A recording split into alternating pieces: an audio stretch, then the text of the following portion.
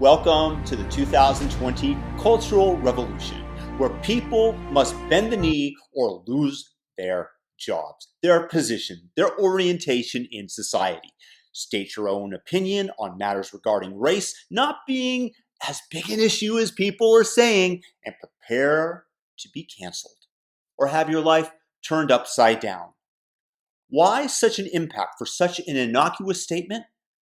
Because many people have previously given in to the mob in a game theoretical calculation that they will do what is best for themselves in the moment.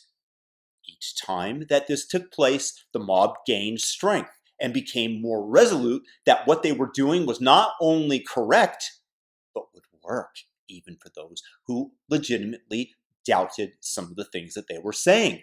But they were on a roll, and they were going to go ahead and succeed. After all, so many people had given in to their demands. How could they possibly be wrong? Galvanized even further by the police brutality in the George Floyd case, the mob has made their desires and wishes known. Our elected leaders are literally bending the knee to them. That was the pussy mayor of Los Angeles, where I formerly lived and thankfully have left, bending the knee and promising to defund an already overburdened police department in Los Angeles. If our elected officials are giving in to the mob's wishes so readily, and everyone is apologizing for the most minor of perceived transgressions, real or not, where does this take us? Where does this lead the great United States of America? Let's run down through a few examples of what is taking place right now. Munroe Bergdorf was formerly a transgender model for L'Oreal Cosmetics until issuing the following statement. Honestly, I don't have the energy to talk about racial violence of white people anymore. Yes, all white people. Because most of y'all don't even realize or refuse to acknowledge that your existence, privilege, and success as a race is built on the backs, blood, and death of people of color. Your entire existence is drenched in racism. From microaggressions to terrorism, you guys built the blueprint for this shit. Munroe was rightfully fired at the time for the hateful remarks. But following the massive outcry and the Black Lives Matter movement gaining steam, L'Oreal decided to hire Munroe back and issued him an apology. An apology. An apology. For that statement. My God. So today, someone of color who also happens to be higher up on the intersectional charts due to their transgenderedness, he, she, whatever, can get away with saying all white people are vile. All white people. Could there be a more racist statement? Could there be a more despicable statement someone could utter? Seriously, what if somebody had said this about any other race? Do you think that statement would have flown if I had said that about blacks, about blues, about purples, or about yellows? Listen, every single race on this earth has had slavery at one point or another. Parts of Africa and the Arabic world still do. Libya has open slave markets today selling dark-skinned people. The word abid means slave in Arabic and is also used to describe anyone who is darker than yourself in a derisive manner. You call them abid, you're calling them a slave. But hey, Islam is the religion of peace, and how dare you criticize it? How dare you bring this up? Yet somehow this he/she gets his job back at L'Oreal. Whatever. This is a Maoist cultural revolution going on right now with every single person bending the knee to their aggressors. People that are openly racist, like Munroe Bergdorf, and he, she, whatever, is openly racist, and I think that we can all agree based on that statement. An activist would be more appalled by my cavalier use of uncertain pronouns than his statements. Whatever.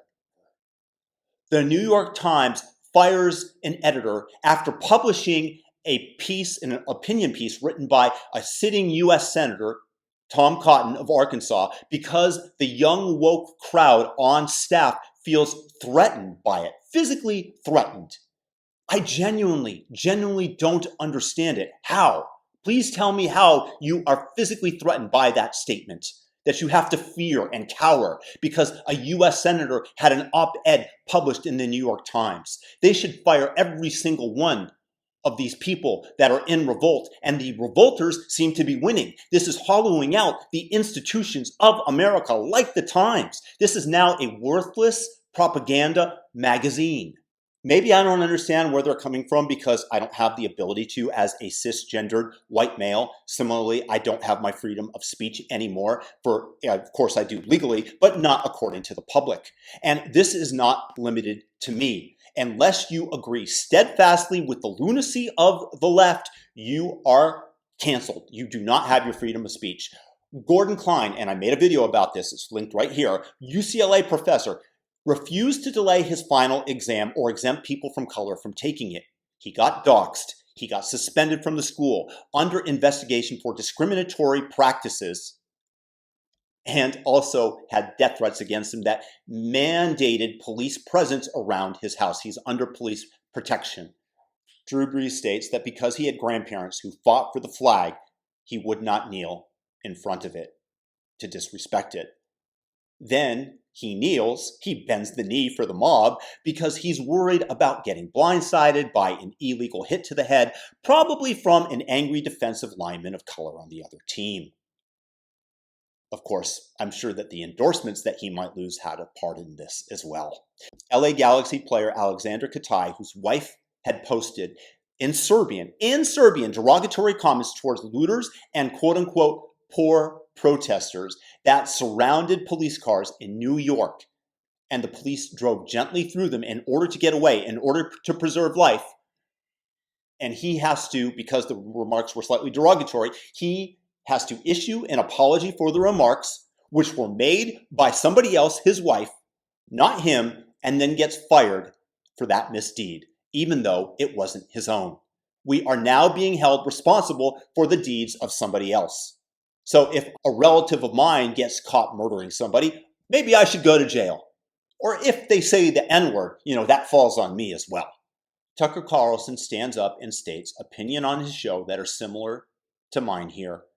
Naturally, the woke movement, go out of their way to target him and his advertisers because he stands in their way. He is enemy numero uno, and he has to be canceled because he is the voice against them. Let's all join Tucker in decrying these people. This is cancel culture. This is a Maoist Inquisition. If it weren't so evil, it would be almost funny. And tragically, it seems to be working. The science shutdown, literally the people that are making the most advances in the world, for whom we owe a debt of gratitude to, whose judgment should be based completely on facts, shut down for an entire day in protest for false narratives that Black Lives Matter alleges that only Black people know the fear of the police, as if innocent white people have not also suffered brutality at the hands of the cops in some form. What happened to empiricism and looking objectively at data? It disappears because many people are fearing for their lives this Maoist Inquisition, not wanting to put their head on the proverbial chopping block and allowing the torrent of hatred to continue to rise, washing away the riverbanks which protect society and at an ever-quickening pace of a torrential river of evil, which we call good, because it's being done by the oppressed people that are carving out our society. And as we get carried towards the edge, towards a fall into a deep, dark abyss, the only way to prevent our society from going over the edge, from falling into the darkness, is to stand up to the evildoers on an individual basis. They call anybody who disagrees with them fascist, but they use fear and often physical violence or the threat of affecting our livelihoods negatively to get us to cower into submission. It is our responsibility on an individual level, and that means you out there listening, yes, you, to stand up to this growing mob of evil and say, we will not tolerate your behavior any longer. Do what you will, but I will not bend the knee to you.